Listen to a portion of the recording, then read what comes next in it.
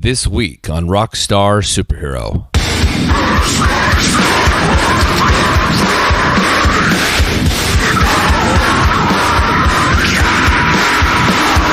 My guests today, Brandon and Caleb from sci-fi mathmetal pioneers Serling, have developed a new type of progressive deathcore and created a sound so terrifying and new that closet metal lovers everywhere are clamoring for their unique approach to the genre. They've created a strange new sound which is amazingly compelling, especially since it oftentimes sounds as though animals are being dismembered between your ears. The new 13-track album, Next Stop Willoughby, drops in a few weeks, so we had to chat because this band and this music is notable. So let's get straight to the noise and the humor of my highly eccentric guests. This is Serling, and this is Rockstar Superhero.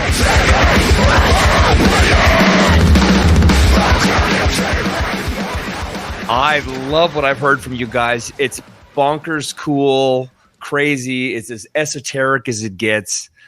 And, you know, I know you got the new record coming out. There's a lot going on, which is probably not normal for you in daily life in rural Maine, you know, but I'm curious if we can start out with something pretty basic is how does that local culture color you or inspire you, for that matter, to create something as bonkers as Serling? Because that stuff isn't normal, right? That has to be sort of bred in childhood, and I'm curious where that comes from. Mostly, that's me. Basically, when I grew up in the sticks, of course, so gotcha. I could only do a few things. So I could pick up an outside hobby, an inside hobby, and then if those two don't involve huffing glue and I don't know, huffing glue inside, I might actually do something neat with myself. So I chose skateboarding and music. And after blowing out my knees because I'm terrible at one thing, I just hung out in my room with swollen knees, just practicing sweep arpeggios and learning Victor Wooten bass tapping and stuff like that. Nice. Until I eventually got into a band that my mom would have to drive me to practices and all that kind of stuff, because this was during high school and they were in a completely different school. Sure. And things sort of just grew from there. They all helped me out with new music and things like that. So things just sort of grew from there. Yeah. So Caleb was really like the inspiration for me. Nice. He's the one that really got me into crazy fucking music. And just helped broaden my palette. I really only played like 4/4 music for most of my life. For real? Yeah. Like odd time signatures. I mean, even playing 3/4 just really wasn't a thing that I used to do ever. Wow. It was Caleb that actually like got me to sort of step out of my comfort zone and listen to different bands. And then eventually started, I mean, I remember when we first used to jam together back in the day, years ago, it was just, he would try to show me a riff that wasn't 4/4, and it just sounded awful. It was terrible. It just kind of grew from there. Like, I guess I eventually just sort of took the challenge. And so I have to give Caleb all the props. He's the reason we're the power of the whiteboard. That's right. Yeah, writing numbers on a whiteboard and saying we're going to play this many times, this many times. Yeah, because if it's a visual thing. If I tell them, okay, this part's in 17, and I tell them, give me a 4 count, we'll work it out. No one's going to have fun with me. Right. But if I write on a whiteboard 2, 3, 4, 1, 1, 3, 4, and I'm like, okay, I have this riff, da-da-da-da. That's it. That's all we're gonna do. So I just move it back and forth, and these numbers, I'm gonna follow these numbers, and now everyone can play, and no one realizes we're playing something in 17 or something. Yeah, isn't that really the Meshuggah approach, right? Just memorizing the math associated with the song. Meshuggah tends to, they would have like a riff that they would write. Let's say it's in 7, right?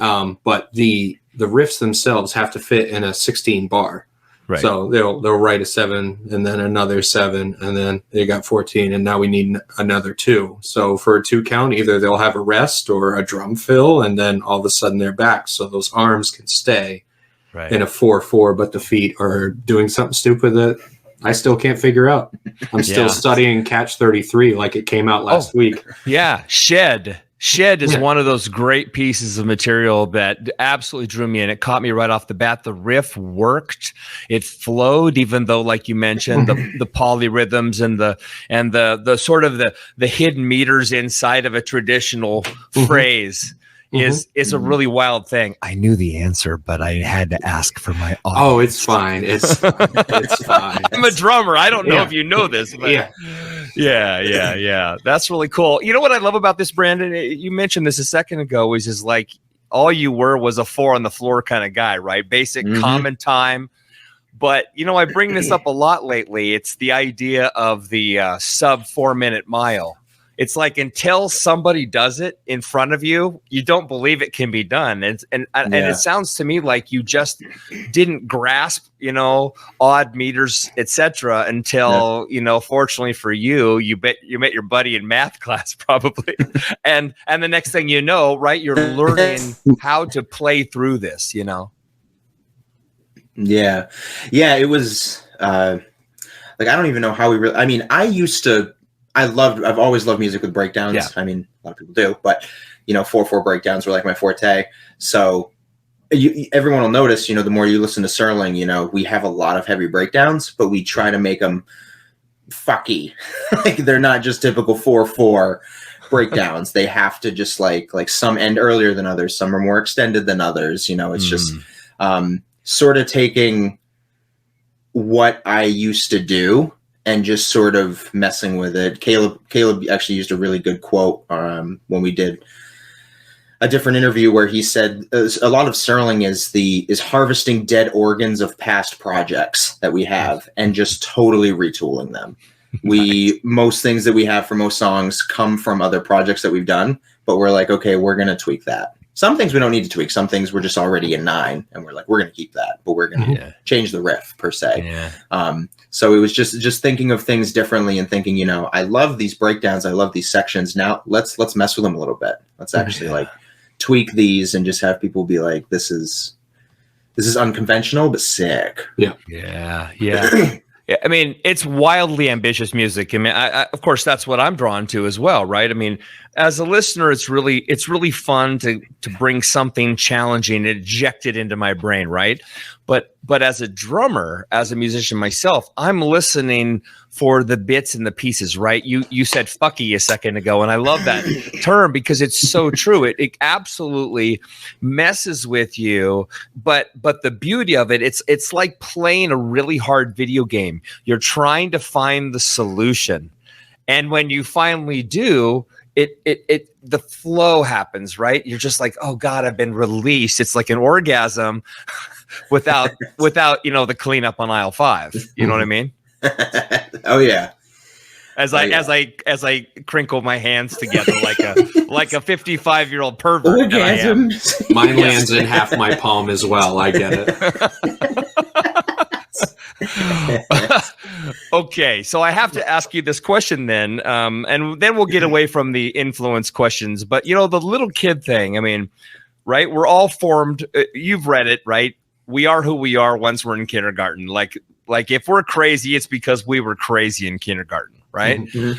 And I'm curious, was music a big defining factor for you as really young kids? Because Caleb, you said a second ago, it was like, here, my choices were pretty limited, but I'm curious how much of it comes from maybe a childhood rooted in, I don't know, adult contemporary music, because that's what your parents were listening to. What inspired you back then? I think it was seeing one of my cousins play guitar. Wow. Because I would hear guitar and whatever, and I'd be like, oh, I know what that is, kind of thing. But never really got interested until I saw someone do it in front of me. My dad played guitar a little bit, but I never really got to see him play. He just sort of had one and never really touched it. So I was like, oh, a guitar is basically the same thing as a coat hanger. It's just something you put in the corner of your house. And, it's one of those willow tree dolls that your mom's got and all this kind of stuff. It's just a piece of furniture. Wow. Until I saw someone play it and played a song that I recognized. I'm like, oh, you can do that. That's neat. And so that basically started my interest. But I didn't think at that time I would take it this far where I'm a 33-year-old child with a room full of guitars and amps and going, yeah, it's still really cool. And I'm playing in a genre no one listens to. It's really awesome. Yeah, you're still seeking to fill the God-sized hole. How many guitars does it take to get to the center of that lick? Oh my God. So what about you, Brandon? How did drums happen for you outside of the 4 on the floor stuff? Well, the first influence was my grandmother. I grew up and lived with my grandmother, and she used to play acoustic all the time. She played old country. Wow. She like grew George, up. like old stuff, George Jones, or like old 1940s type crazy twangy have sex with your half cousin type shit. Yeah, some of that. Oh She used to play she used to play also Willie Nelson, Charlie Pride all the time. She was my first exposure to music, really. I saw how much she enjoyed it. And I remember initially thinking that I wanted to pick up guitar because she used to play guitar. I remember when I just got into middle school, that's when I started branching out, started listening to some, like my first exposure to hard rock was like Metallica. Oh. So that sort of took me into like, I like this heavier music rather than just country. And then it grew from there. And I remember my buddy had a really busted up drum set. Like it was crap.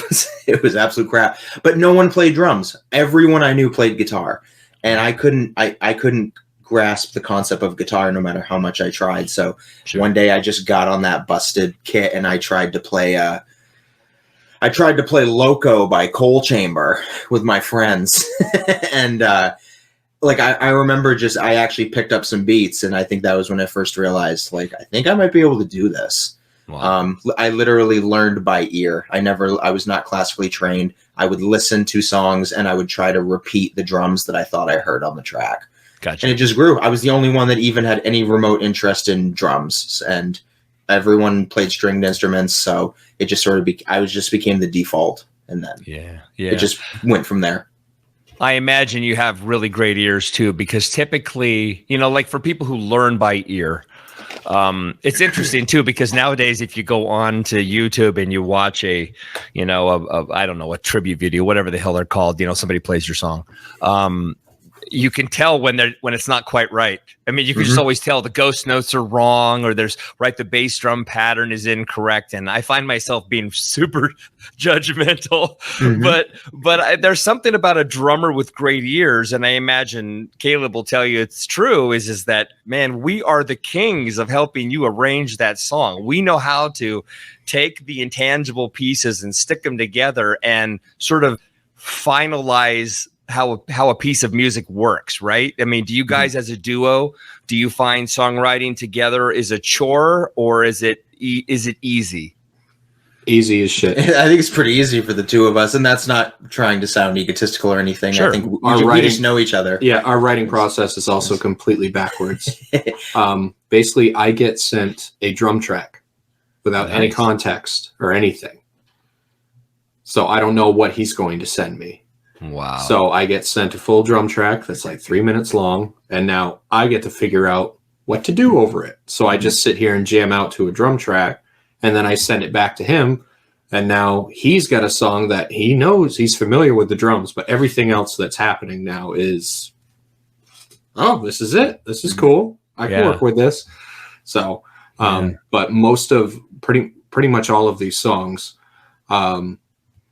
haven't really been jammed out and worked out in the natural way, us in a room sweating it out, trying to figure out this riff or how to transition into the next part. Because again, a majority of the riffs that we're using were in projects that we busted our ass on for several months, and then all of a sudden someone moved or someone just isn't calling anymore, or it just goes complete to shit. And now we have, 8 songs that we were ready to start recording. I thought we were ready to at least maybe put a set together for a show, and then kaputs. Project done. All of that hard work goes to waste. Not with us. We were like, remember that neat part in that emo band we were doing for a while? Why don't we take that and then do that same progression that we did, just do it in a completely different context. Yeah. So, and we also, outside of just that, I should also mention, Caleb really got me into thinking about there's different ways you can write rhythms, whether it's on drums or anything. So for instance, I like Caleb. We used Caleb's address for one of our sections. Like great. Like it was like 1, 2, 4, 0. I'm just gonna focus on numbers. So that's literally like the rhythm. It's just 1, 1, 2, 1, 2, 3, 4. Pause. Repeat. Like you just kind of and Morse code too. We will use dots and dashes from certain things. Like we have an upcoming project down the line that we use the Morse code for the word hot dog, and we can go into more detail about that later in life. But the Morse code for hot dog turned into, okay, the dots are ghost notes and the dashes are 3 chugs, and that's you literally just go in sequence. And to people just listening to it for the first time, they're like, I have no idea how they're counting this. But we're like, nah, it's fucking hot dog and Morse code. Yeah. That's a really rad idea. Back in, I'm a lot older than you guys. And back in the late 80s, I actually auditioned for the Navy band to be in like the Navy protocol combos and like do that whole big band jazz thing. Yeah. And I did it and I made it. But one of the things that I had to do, and I'm telling you this, not to heap praise, but so you guys could do this as well, is this guy had actually said to me, he said, what you do is if you want to learn how to twist the music up is everything that is a quarter note or shorter that's on the snare or a tom. And everything that's longer than a quarter note is on your bass drum. And then you have, your ride pattern. Pick a ride pattern and play it, whatever. It's a samba, if it's a swing thing, it doesn't matter. But then that's how you end up at ba-dat, don, bat, don, bat, right? And that's how you end up with that flow. And I know a couple of guys who've actually written similar to what you're talking about with the Morse thing is saying, yeah, we're going to assign notes or chugs to a specific type of rhythm just to see what comes from it. And then, oh, wow, this is a really great idea. And I'm curious because you guys are mathcore. I hate that term kind of because it's a little ambiguous, but does the core aspect of what you're doing, does it bend more towards like the deathcore thing because of the screams and the growls and the howls, or is it more towards something else that is yet undiscovered? Because you guys have a wildly unique sound that I'm still trying to figure out. I think it's a combination of both of our backgrounds a little bit. Growing up, when I would find these certain bands that really scratched that itch for me, they tended to be a bit more on the outside of things. Bands like Psyopus, Converge, Number 12 Looks Like You, a little bit more spazzy, a little bit more out there, some jazz influence. It wasn't just constant, Right. But Brandon, on the other hand, it was, he's a deathcore kid from way back. So I didn't. There were a handful of bands that I would listen to that were deathcore from the prime years, and it was like, yeah, these guys are incredible. They don't have any jazz numbers or jazz solos in there, but it's still, I have a 3-hour drive. Yeah, let's run this. Right. There's no dance party for this stuff. So combining that stuff, I mean, the odd time signature thing is kind of a must for me, because if I'm playing in 4/4 constantly, I have to be doing something almost too outlandish, just to keep myself interested. I get bored quickly, which is probably the biggest reason why I'll never really make money in music, because I can't play Sweet Caroline on a pier at the beach during a wedding and make actual real money. I literally feel like the soul is getting sucked out of me. Yeah. So I have to write a breakdown in 7 with an 8 string, and I'm going to look for a 9 string and then maybe a 10 string just to keep myself interested. But why not? Why not? Yeah. Oh, what do you got to get a war guitar? I mean, as many strings as possible. I mean, that's 14. Fine. Yeah, 14. Yeah, to the point where I don't even have to tune. I just have to count the rattles off the fretboard and be like, yeah, that sounds about right. Yeah, that's subsonic enough. Yeah, that's good enough. Only because I find it interesting. Is it musically palpable? No, but I don't care at this point. I have 14 strings on a guitar. But combining those two things, you get us in a way. Yeah. Where I'm cutting off a bit of what I would like to do in a project, and so is Brandon with, usually doing 4/4 kind of stuff, strictly deathcore. I'm sure he would love to do a strictly deathcore project where it's all gravity blasts and stuff like that. I would like to add upright bass over that kind of stuff, but that's not going to work out. No one's going to care. Well, we might do it someday. Maybe someday. I was going to say, please do it, because that sounds really badass. I would really like to check that out. Blast beats and upright bass. Yeah, man, baby, bring it. You know, it's a violin maybe while you're at it. Yeah. So meeting in the middle is where we are with Serling. Okay. So then the whole mathcore genre, you know, I mean, I know it's kind of played out and it's a really easy way to assign something to what you do. But what I love about you guys, at least from what I've experienced so far, is there doesn't seem to be any rules. It's like all bets are off. And I'm curious, where does that courage come from? Because I get it. We live in a world nowadays where celebrity and the idea of being a rock star and all that, it's a bunch of crap, right? The idea of making money in any way, shape, or form in the music business is a bunch of crap. So you got to do it because you love it. But where does the wildness, where does the balls, where does the insanity come from? Because I know I've asked this question kind of a couple different ways earlier, but I still don't know maybe how this happens. Like, it's such absurd, somehow palatable at the same time music. It just doesn't. That's why I'm so excited to talk to you, because it doesn't make any freaking sense. You guys shouldn't exist. You're like you're like a toxin. It doesn't make sense. And you're laughing. That's what I love about it. You're like, isn't it awesome? Yeah. I mean, if you like, we really shouldn't exist. Like, when I tell people, like, no, when I tell people I'm a Twilight Zone inspired mathcore band, people are like, fucking excuse me. Yeah. Why? What? It's probably the first question. Like, yeah. I mean, especially for my wife, she's just like, cool.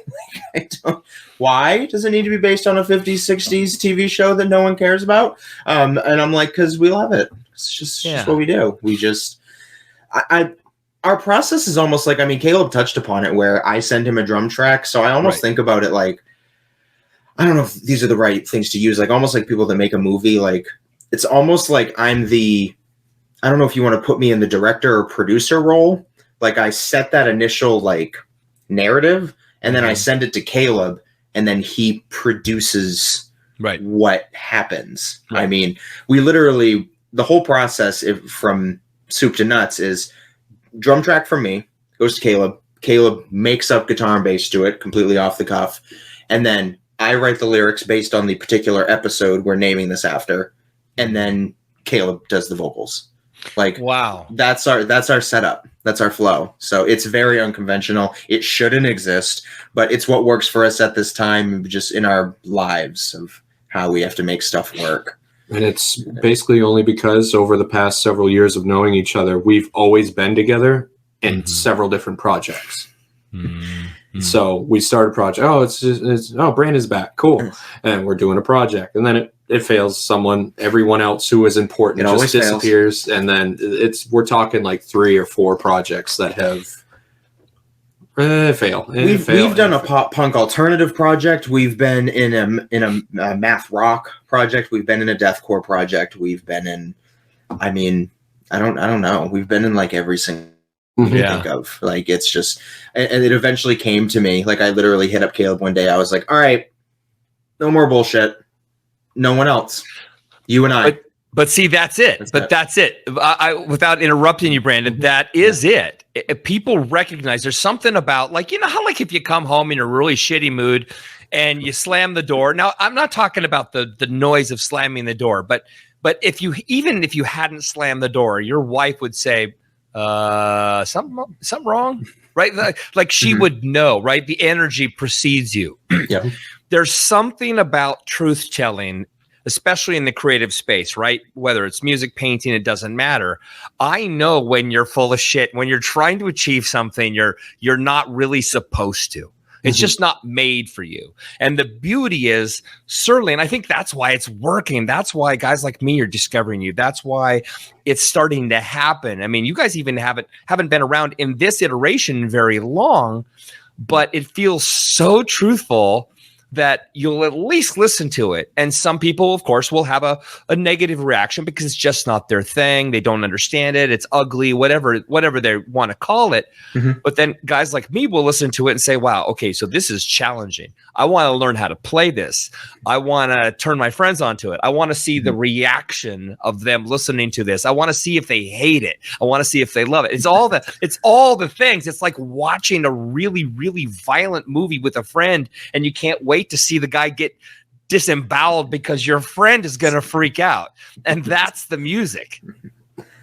I'm glad you're putting us in that bracket there. I'm honored. I'm honored, honestly. Yeah. Inside Out Livestock, baby. Yeah. No, I am absolutely honored. A few bands come to mind when I want to just show it to people just to see their reaction. It's either Infant Annihilator or Billy the Mountain by Frank Zappa. Oh God, yeah. Well, Infant Annihilator is a whole nother thing. I don't even know how much of that is actually real. Like Ashton, I mean, still to this day, and Brandon probably agrees with me, I don't know if that's actually played. I mean, I know he supposedly, but so many people, including like Samus online, who's like, dude, no way. Nobody's playing 400 BPM, 64th notes. I mean, that's crazy. Like offered your soul to Satan type stuff. It's impossible, Well, I mean, Infinite Annihilator is almost the same thing that we have going on because the drummer and the guitarist are in Black Tongue and they are very real. Yeah. But, there's probably some downtime and the guitarist and the drummer just probably live together and get bored. So now hey, let's do some 400 BPM. It's insane. Never heard anything like it. Yeah, it's incredible. I love it. I don't care that it's I feel like it's got to be fake, but I don't even care because I'm just listening to it and I'm just like, dude. Yeah. I'm glad somebody had the insanity to make it because it doesn't belong, but it's there anyway. Yes. Yeah, my first exposure to that was We Came with Broken Teeth when I heard this band, and like I was like, these drums sound too fast and too crazy to be fake. Turns out they were completely fake, 100% fake. But just the first time you hear it, is you're just like, holy shit. Like I don't know, it just makes you feel a certain way. And regardless, I mean, I don't care if things are real or fake. I just want it to intrigue me. That's really all that it is. That's what I look for these days. So you've told me, you've detailed out a bit about how you've written songs. Obviously, well, I shouldn't say obviously, but Caleb has said that, look, I listen to, these beats and I'm coming up with new ideas. But I'm curious, is the whole idea behind the band, outside of an homage to Rod Serling, which we'll get to in a moment here, but is it to go further than your predecessors? I mean, is it to push your own boundaries? Is it to confuse an audience? I mean, is there a point to the madness?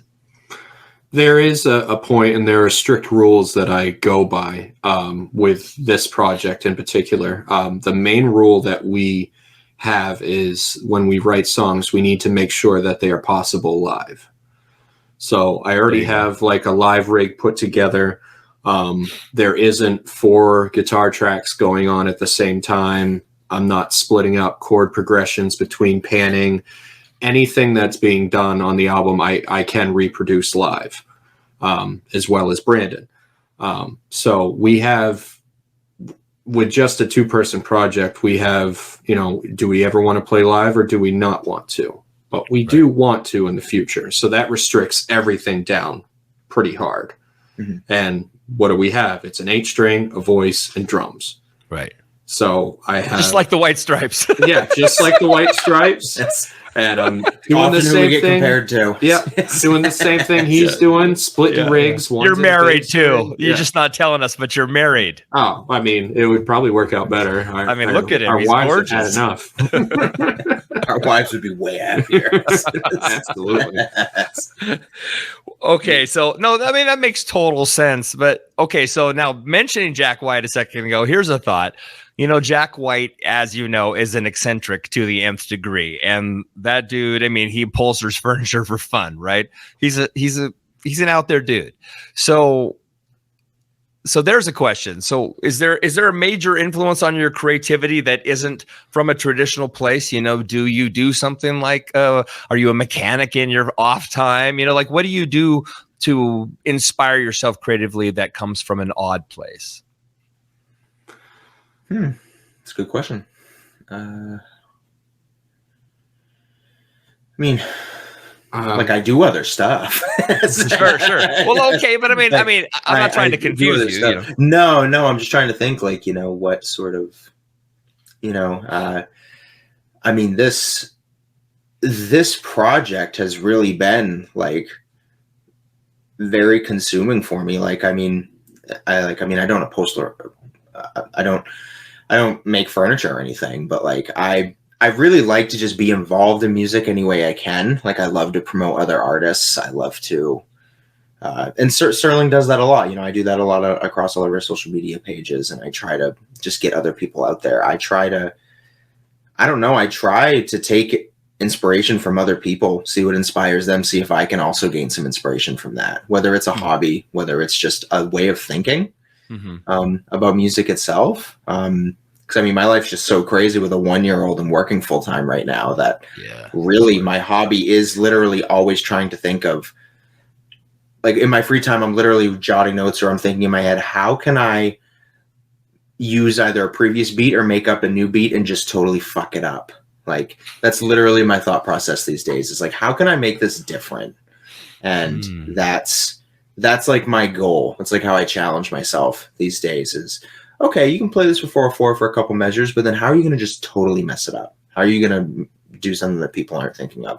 So I guess that's sort of how I challenge myself these days. Nice. And it serves as payback for me making him play in 7 for his first time.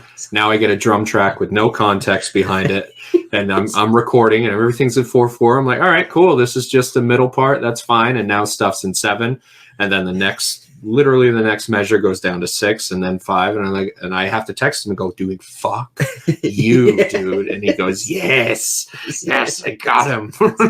Nice. Are you guys familiar with Yawn from Norway? I don't think so. No. You should check them out. Not to sort of spam you off. Yawn, like I'm yawning. As in, yeah, Yawn. Okay. From Norway. They're all like, you know, music college, like Berkeley. If there's such a thing as a Berkeley in Oslo, they all met at this college, and they're all just monster musicians, and all they do is play in polyrhythms and odd times. And I think you guys would dig it for what it's worth. So almost like Dream Theater. Kind of way weird. I mean, way weirder. Like, I mean, like everything, like it's not polyrhythms as much as it is time signatures that have been stretched across. So it's very Zappa-esque. You know, you got a bar of 7 and you got 18 beats in that bar of 7. And they figure out the subdivisions. It's really, really cool stuff. I'm into it. So check it out. Caleb already likes this. Yeah, I'm sold. Yeah. Okay, so one of the things about my show is about the artist, like from the beginning, right? Kind of how do we get through? How do we survive? Because almost every artist I know is seeking to be loved a little more, or to be heard a little more, or to be inspired, or to be inspiring, right? We're always looking to be important. And I'm not saying you guys are, but a lot of artists are. I mean, I'm definitely one of those guys who wants to make my mark, right? Whatever that means. Yeah. And in turn, the crazier we are and the more esoteric we are, guys like you, guys like me, is we tend to be self-destructive as well. And I'm curious, do you guys have a self-destructive habit that you've actually figured out how to turn for good? Or do you just have to overcome certain aspects of crazy in your life so you can create with Serling? I mean, that's a pretty deep question. As far as any self-destructive things that, I do in my nonsense, I think the one thing that keeps me going with this is I've basically stripped everything down to just one hobby, which is dangerous. In that case, I'm always turned on to music. Like if I am walking up to some old sawmill equipment or whatever, I'm going to hit an old saw blade and listen to it and be like, oh, that's cool. I should record that on my phone and use it for like no matter where I'm at. If there's a wet window on a car, I'm going,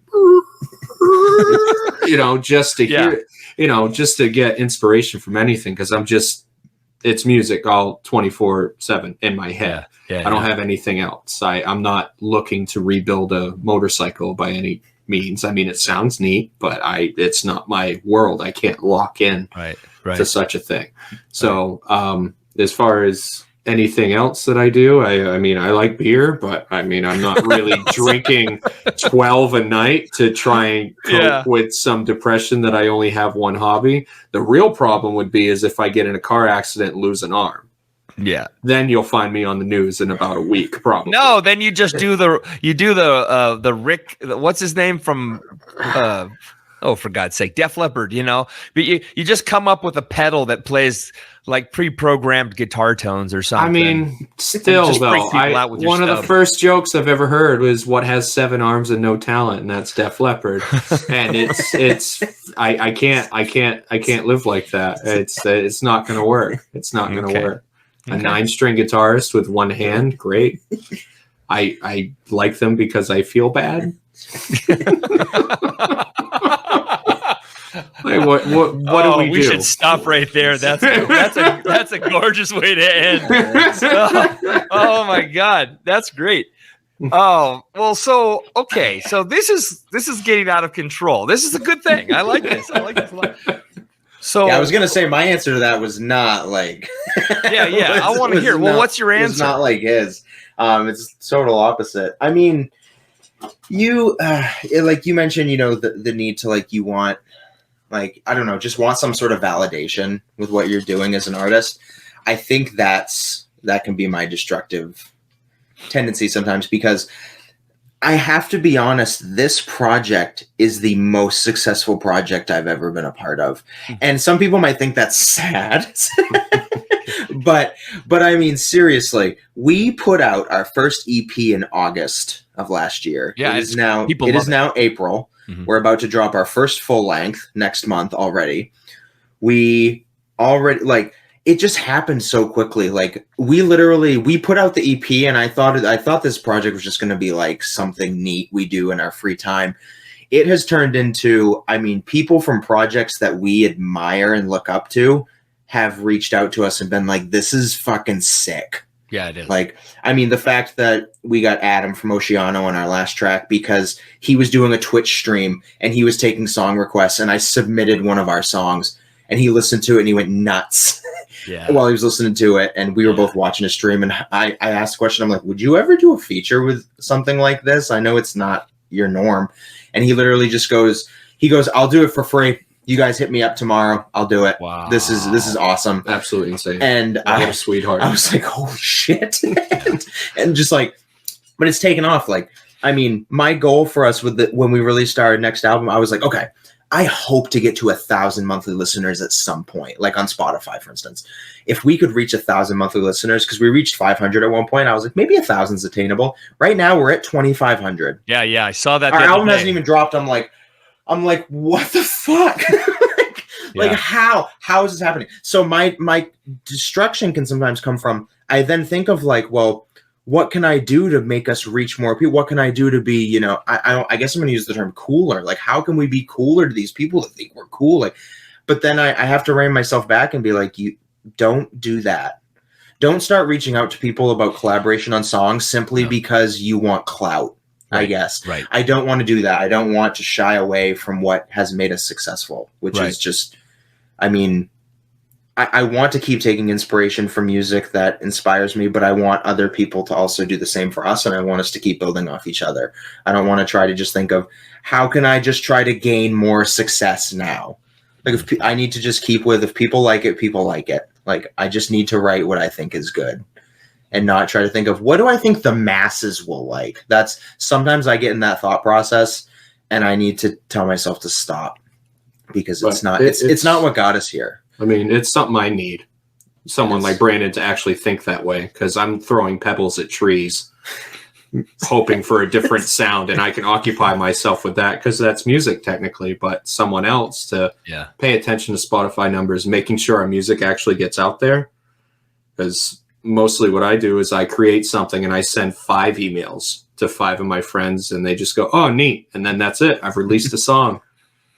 But he'll actually do the right thing. And actually, I think of the marketing aspect of it, of how we're going to get this out there. And, it's just like, that's what I've done. I mean, that's how we've gotten some things that we've gotten, like for Adam, for instance, monthly listeners, like, it's just, it's happened, but I have to stop myself again from just trying to get in almost like that clout mindset of like, how can I make this bigger? It's like, don't focus on that. Like, embrace the reaction that you've gotten. Yes, it's fucking awesome, but just keep doing what you're doing, because clearly people like it. Yeah. You don't become something you're not. Just keep doing what you're doing, and apparently people will embrace it, because they have. I mean, when Seth just randomly saw one of our tracks online and was like, "These guys are sick." Yeah. And I'm like the guy from Weston Superman, the guy with the 8-minute fucking songs that are sick is listening to us and going, "This is rad." Yeah. Like, I'm like, holy shit. Like, that's, I don't know, just some of the reactions we've seen, I'm just like, how? There's people liking it. There's something so cool about it. Again, it goes back to what we were talking about before, which is it's honest, you see. And the beauty of what you guys have created is it's singular. I mean, I know that word gets played out. Guys like me, we use it to puff up our listeners, or our, you know what I mean, or the, our guests. But the reality is what you're doing is truly unique. There's just nothing that sounds like Serling, and it couldn't have happened had it not been obviously the duo, right? You two. It couldn't happen if you didn't write the way you wrote, and it couldn't have happened if you had stuck with what you were doing previously. You need to be you, and the only way you can be you is to run full on gauntlet at the barbed wire. You know what I mean? And the fact that you picked this as an homage as well to one of the greatest hosts / writers in television history is really badass, because now you got guys like me going, well, what does Next Stop Willoughby mean? Right. And yet I kind of knew, I just knew there was going to be a cool reference like that. And sure enough, of course, once you look it up, you're like, oh, it's a Twilight Zone episode. I see what you did there. But I just love that it's true, that it's real, and there isn't a question here, but just, man, don't stop doing that thing, because your audience, it's the distillation thing, right? Your audience goes, well, oh, right, and then everybody else falls away because it's too weird or it's too something for them, and that's fine. Yeah. They're not for you. We've had that, yeah. And then the guys like Seth, the Western Superman, call me up, and all of a sudden that 1 becomes 3, becomes 19, becomes 150, and it's because guys like us, we're crazy people. So we like crazy stuff, and we like stuff that is challenging and daring and maybe a little like weird. I mean, like maybe I don't like it, but I admire it. So no, I like it, but you know what I mean. You don't have to, right? But I don't have to. I mean, like, look, I'm not a death guy at all. I'm not at all, like even kind of. The thing that I've found is I've gotten older, my tastes have started to move towards the extreme. It's like sexual proclivities. You go from vanilla to crazy, right? And it's the same thing with the music. And so I would have never listened to Serling or Monasteries or, name a death metal band. I would have never considered it 10 years ago. I would have said that sucks. But for some reason, I have been opened up. And the beauty of what you create is you've provided a mathematical solution to fill me up. And that's badass. So I've been in the same boat. I mean, like you said, 10 years ago, I had literally said multiple times, Tony Danza Tap Dance Extravaganza sucks. This band blows. Yeah. This music doesn't even make sense. Yeah. And Caleb got me into them more, and now they're my top listened to artists on Spotify. Like they're one of my biggest influences. I watch their ex-guitarist on his Twitch streams, like, and I'm like, play this song, like, you know. Now I'm begging him to play Tony Danza, like, you know. It's just weird how people evolve. So good. If I had listened to Serling 10 years ago, I would have said, you know, at the time, you know, cool, Twilight Zone's my favorite show, but this band sucks. Like, I wouldn't have liked this. It would have been right up my alley. Yeah, he's always been like this. Well, but yeah, people grow. Yeah, and on top of it, without, I'm sorry for interrupting you. I was done. I do this sometimes, Brandon. I'm sorry. But you know what I love about it the most, actually, is the production values. I like the fact that you produced this record, at least what I've heard of it, not like anything else. The tones are very, very different. They don't, nothing sounds traditional on this record. It's like if Rings of Saturn and Tomahawk, right? I mean, it's just this combination of wild and almost annoying disparate musical influences. Mm-hmm. And then you decided to put a compressor on top of it.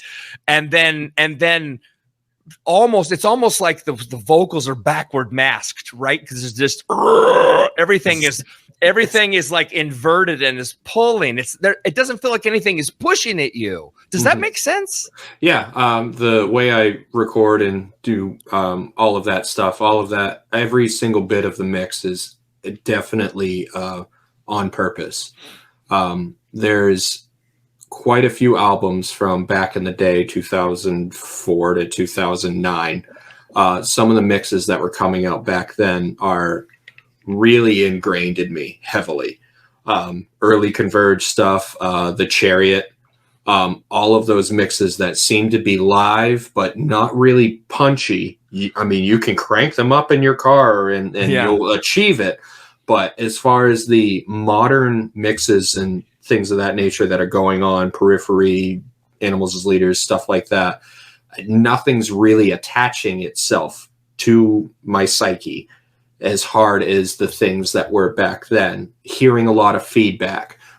When someone hitting a snare, I can hear it in the guitar feedback at the same time. All of that nuanced stuff is like slowly going away in the genres that I listen to, and it bums me out. So by doing things the way we do in Serling, we get to keep things in-house, which is ideal, and not really get that super modern mix that I think is slowly but surely being done to death, and it's not going.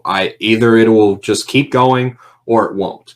I don't care either way, but I want to continue on with having us just decide where this goes mix-wise. So things might improve later if I take it to someone else for mastering, which we did for the album. So things have a bit more of a low end and are much louder than the EP.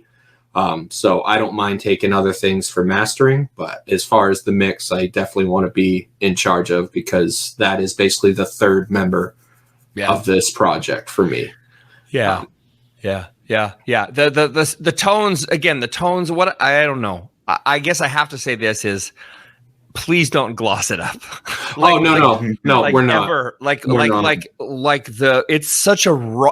Here's the thing. It's so well performed. I can hear it a mile away. The musicianship is top notch. Obviously, I don't care about edits and fixes because that's part of the business. But I also love the beauty of accidental room noise, right? The strange oddball pieces of this recording, and the fact that it isn't a highly, insanely compressed, just loud record for the sake of loudness. I miss the days of Steely Dan when I had to turn up my headphones and listen to the tiny subtleties in there. And I'm not saying you're trying to do that, but I do like the fact that if I put my headphones on and listen to one of your pieces, there's so much going on if I choose to pay attention to it and not just poo-poo it for, oh, it's the kind of music I don't listen to, or wow, man, this really bangs, but I don't give it any thought. You know what I mean? Mm-hmm. No, there's plenty of things in those mixes that are completely buried in there. There's empty space that I should have deleted out of there because I need to clean everything up. But nope, there's blips. There's me finishing a track and then slamming my pick down. There's the sound of this space bar on my mechanical keyboard in my vocals. It's all in the album because once I get to a point where I'm on a roll, I understand that I don't really need to clean this stuff up. It needs to be organic in a way. Yes, I'm mostly using some plugins. I'm miking amps. I'm doing a mix of both. I'm running a pedal board that drop tunes my 8-string 4 semitones. So there's that digital sound detune thing going on. And I'm using all of this all at the same time, not really staying strict to what a producer should actually do. Sure. It's this. We're trying to get these songs out and we're trying to stay happy with this project as quickly as possible. I mean, we're under a year pretty much, and an EP and an album and a split are coming out. So cool. Yeah, just because releases in a year. Yep. So cool. So, well, I mean, there's so much we can dive into here, and I don't want to keep you all night, but I do want to ask you a few more questions. Please. We're here. Yeah. So I actually want to bring something up you just brought up because this wasn't a consideration, but you were talking about hidden or left in sounds on the new record. And back in 1986, I was working at a studio in Portland, Oregon, and this hair metal band came in and they did crowd, like the shout vocals, I want out, right? The butt rock stuff from the 80s, right? Oh yeah. And I was with the producer and his girlfriend. Well, the band is in here in the studio. The producer's girlfriend comes in and stands right behind me, and she's just crazy gorgeous, right? Because, I don't know, it's the 80s, big hair, Ginger Lynn, whatever you want to call it. And the band, you see them all kind of make the face, and then they get really into their gang vocals and they're screaming and shouting and everything. And I took off. I come back a couple hours later, and the producer is in the room talking to the band because apparently on the recording, after they finish the gang vocals, right, they're waiting for the next passage to come up in the song to record the next piece, and that one of them starts talking about how they really can't wait to bang the girl that's in the producer's room. And it got really raunchy, and I'm not going to use those words because my mom listens to my show, but it was really wild stuff. And so I'm just curious, is there a funny anecdote? Is there a hidden gem that you didn't share yet, or is there a funny accident that occurred in the recording process of this album? There's gonna be it. I mean, there's one I'm thinking of. You might be thinking of all of the tracks, literally all of them. Okay. Because Brandon writes the vocals, right, and he also records into them the timing of the vocals. Oh. I only do this because Meshuggah does this, and I've only been taking vocals seriously for about 1.5 years. So he goes in there and he speaks out because he's the drummer, and Thomas Hockey does this for Meshuggah, so the timing is always going to work out just fine. It's going to be, I don't have to think about it. But in all of the tracks, there's a muted track of him going, I don't like you. And literally it's all through the entire album. And it's just for me to listen to and be like, okay, I'm not going to go beep, beep, beep, beep, beep. But, I have to follow along with his timing. So every song has that. Maybe in the future we'll release just Brandon vocals for everything, and it'll be nonsense. Absolutely great. It would be. We actually have a track on this upcoming. This will pretty much be a teaser for people. So this upcoming full length, one of the tracks we have a guest feature on. The dude drove here from New York because he couldn't get studio time elsewhere. He's like, "Hey, can I come stay the night with you guys and just record my track at your place?" And we're like, "You absolutely can." That would be awesome. So he's here. We're literally just hanging out, and I think I randomly just go, "Hey, so let's go do that track real quick. Like just on the cuff, he's like, oh, okay. And comes in, literally bangs it out in one take. Yeah, just bangs it out, nails it. And I'm like, dude, it was totally different from what I thought it would be. But I was like, what you just did was perfect. We don't need to do anything else.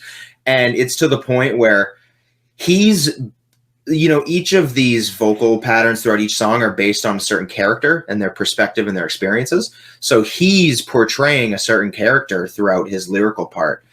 And he has, when you're doing vocals, of course, you have inhales in between each take, and his inhales are almost like, like scared, like this character. And we loved it so much that actually the track that's going to be released, his inhales are still in it because it goes with the flow. And it's when you hear that with some people, I already know some people are going to hear this and they're going to be like, why did they leave this in? I don't like this. Other people are going to dig it. To the point where even he requested for me to get them out of there. I'm like, have you watched the episode where at the end, before, all of this stuff happens to him, how panicked he is? You've nailed it. I guess accidentally. Totally fine. I'm not deleting them. Yeah. Wow. So that's going to be upcoming. Yeah. People are going to hear this and, you're just going to, literally when you hear it, you're going to hear this dude did all of this. There was no start, stop. Mm-hmm. His entire vocal thing that you're going to hear throughout his whole part is one take. Yeah. Drove 5 hours and nailed it in like a minute and a half. And then and then ate a shit ton of hot dogs. It was like, people are going to hear that. And some people might think, oh, this must be intentional. All of this. No. Right. It just happened organically. It fit. We kept it. And people are going to hear it. That's so cool. Matt Bellamy from Muse has a habit of everything, right? And they leave everything in. And it sounds like this is the kind of thing where he would even call up and be like, dudes, you gotta cut this crap. I mean, with anything that we do, some people are gonna, we've gotten everything. Some people have heard our lyrics and been like, we've literally heard people say, I think these lyrics are dumb. But you know what? It's everyone's own opinion and interpretation of things. Yeah. Some people won't like it. Some people will be like, I think this adds depth. It's going to be to each their own. But it's something that it's going to be just totally on its own in the album. That it's going to stand out, and I fucking dig it. Wow. I'm so stoked out. Now, I have a feeling if I ask this question, you're not going to tell me. But can you tell us who the guest vocalists are? Because I know there's more than one on this record. Mm-hmm. I know because I've heard a track from a mutual friend of ours that I believe you authorized, or I wouldn't have heard it. But that being said, who's guesting on the record? Or who are you going to tell me is guesting on the record? You might have heard a track where we have someone featured on the split. We're going to be. That's coming out 2 weeks before our full length. That is the one that I heard. 2 things dropping in May. That's the one I heard. Yeah. So we're on a split with 3 other bands, and that we have a track featuring Seth from Weston Superman. That's the one I heard. So he's on the split. On the full length, it starts out. I could probably even list off the tracks. I'll try to. So the very first track has Robbie Smith, famously from Heavy Heavy Low Low. But he's also now in Bone Cutter. Nice. I want Caleb's more buddies with him now. Like Caleb's actually friends with him now. I've met him once, but Caleb could text him right now and tell him to fart into his phone. And they're actually like friends. I command you to fart. We also have track 3 is going to have Shay Van. I call him Dushin. Because I don't really know how to pronounce his last name, but Shay from DB Cooper is here on this as well. We have Chris Deering from The Sound That Ends Creation is on track 6 or 7. I think it might be 7. It's like an interlude type track, and he gets the whole track. I'm not in it. Nailed it. It's so good. He did really good. It's like our most honestly like Twilight Zone-esque track. Like you just hear it, and you're like, whoa. Right. This is different. We got on track 10, I believe it is. We have Charles Cure from Crisis Actor. Wow. Very good band out of New York. He just joined we had a totally different feature planned. The dude just totally screwed us over hardcore. And just on the cuff at last minute, Charles was like, I'll do it. And we're like, all right. And he did it. Yeah. And he nailed it. The track right after that, track 11, is Adam from Oceano, the track that we've already released. And I believe those 5 are the only 5 that are. We have 13 tracks on this full length. Them have features. Of course you do. 13. you gotta have 13. It's a freaking Serling record. Okay, so wow. Okay, so I mean, look, songs are short stories. We get this. Raymond Carver, Eat Your Heart Out. But you know, this new album comes out, I think, on like May 26th, 27th? 27th. Like yep, May 27th. Okay. Yep. Okay. So for titles, I mean, it is Next Stop Willoughby, right? I didn't miss something, right? That's the name of the album, right? So why did you pick that particular episode of Twilight Zone? You know, I mean, I don't know. What can you tell us about the new album that we don't know about it yet? You know, why that name? I think it was just kind of like Caleb and I just sort of riffed on stuff. And I was just kind of like, well, it's our next album. What do you think about something like Next Stop Willoughby? It's our next stop in our journey. Wow. And it's such an iconic episode. It is an iconic episode. And us planning this stuff, it basically just boils down to us talking about the Twilight Zone and our favorite, episodes, and and then all of a sudden we start rolling into, oh, we should do this in the future. Let's not do this for the album yet. Let's save this for a different thing. So it's just a lot of fun and we didn't really want to go in order. Yeah. We're just cherry picking some of our favorite episodes that really hit home for us. Cause that, Twilight Zone stuff, once you delve into it, some episodes stick pretty hard. In your mind. There's a good handful in this album that still like It's a Good Life with Chris Deering. I didn't even make it through that episode. I shut it off because that kid was way too fucking creepy. I'm like, this episode is so fucked. I can't handle it. Yeah. And the silence in particular, the ending of that one, when I first saw it, I was like, oh, whoa, that sucks. It's so bad. It's actually a fairly mean-spirited show. Yeah. Yeah. It's really something. I mean, it really is just a collaboration of us thinking of what episodes we'd like to do and sort of how we'd like to represent them. Sometimes before any drums or any music was created, we came up with the track list first of what episodes do we want to represent. Mm-hmm. And then we went from there. I mean, honestly, even after this album, we already have our next 2 releases sort of planned out as far as what we want to do, what episodes we want to do.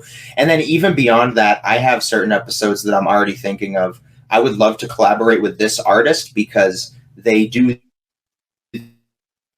musically and it matches this character in the episode. I've already thought of that out in the future. Brandon, can you say that again? Because the internet dropped out a second. So what was that? Okay. Say that again, please. Oh, just we obviously try to plan things out in the future. And so one thing that I mean, we have our next 2 releases pretty well planned out already. And even beyond that, I'm already thinking of, I want to reach out to certain musicians to collab on a certain episode in the future.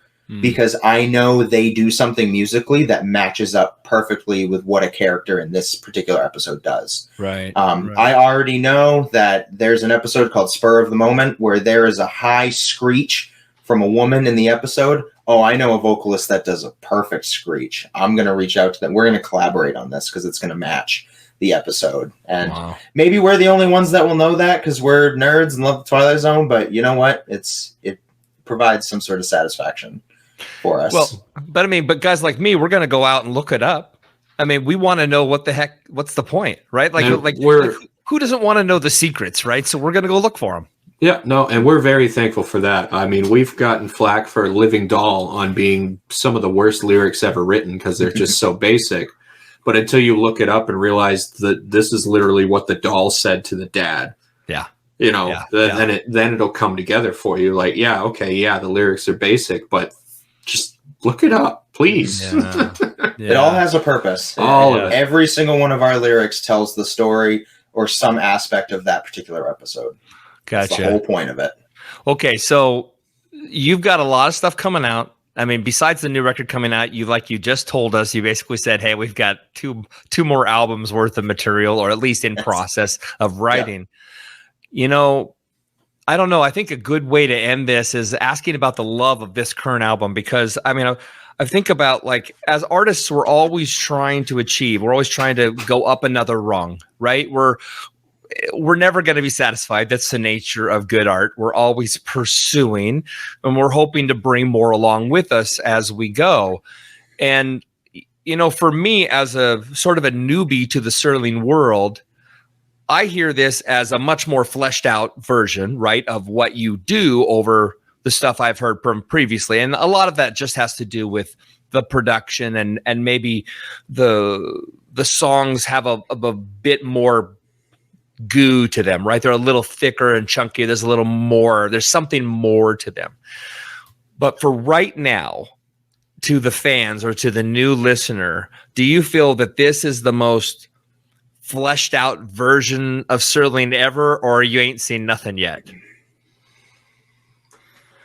We still have some tricks up our sleeves. We still have some plans in the future that are going to be pretty neat. So I don't think any more further releases are gonna be like just the album all over again. Sure. Maybe one or minus one or two songs. Sure. I still have plans to expand guitar tones a little bit more. Going lower sounds like a good idea right now.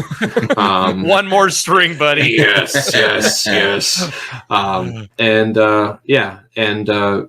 Collaborating, because I've yet to collaborate with Brandon on drum stuff yet. Wow. He's going right off. So we haven't really, we work together, bit by bit, drums, guitar, lyrics, vocals, but we haven't collaborated on both of these things yet. So there's still plenty more to go as far as ideas and stuff. I will say that, just to sort of tease it out, I've said that, despite we have a split and a full length both coming out in May, and we already have our next two releases after that planned, what I can say is that the two releases after that I don't think people are going to see them coming, I guess is what I can say. We already know with one of them, it's sort of going to be heightened musically. We already sort of have an idea of what that's going to look like, but it's going to be different. It's going to stay true to what Serling does as far as telling stories and sticking to our inspiration of why we are even named Serling and our love for the Twilight Zone. But it's just going to take things up another level, and it's going to be something that I think particularly the mathcore community, I don't want to say has never seen, but it's different. Yeah. It's just something that I think people are going to embrace, because they're going to be like, oh, so they're not just doing, what we expect them to do. They're kind of taking things another level. Yeah. I'm excited. And then the one after that, I can tell you that it's an EP planned on just one episode. Wow. So, I mean, it's funny because all the mathcore guys, all the fans, all the people who are just discovering you today, every one of them went, right? Like they all got very excited. That's rad, man. Look, thank you so much for being a part of this today.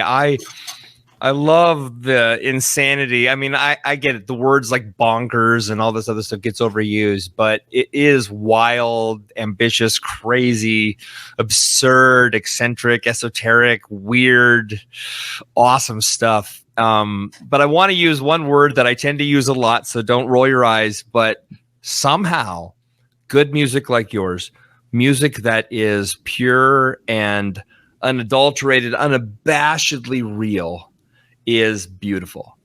And I think there's something weirdly, somehow accidentally really lovely about what you've created. So hopefully the listeners of this show will maybe take another chance, another stab at listening to what you're doing and recognize not just the genius in there, but the intent, because the intent is what separates it. And that's why I think you guys are going to have so much success, even in your wild sort of micro genre, because you're doing something for real that nobody's ever done and they can't emulate because they're not you. Well, thank you. We appreciate that. Thank you so much. That's awesome.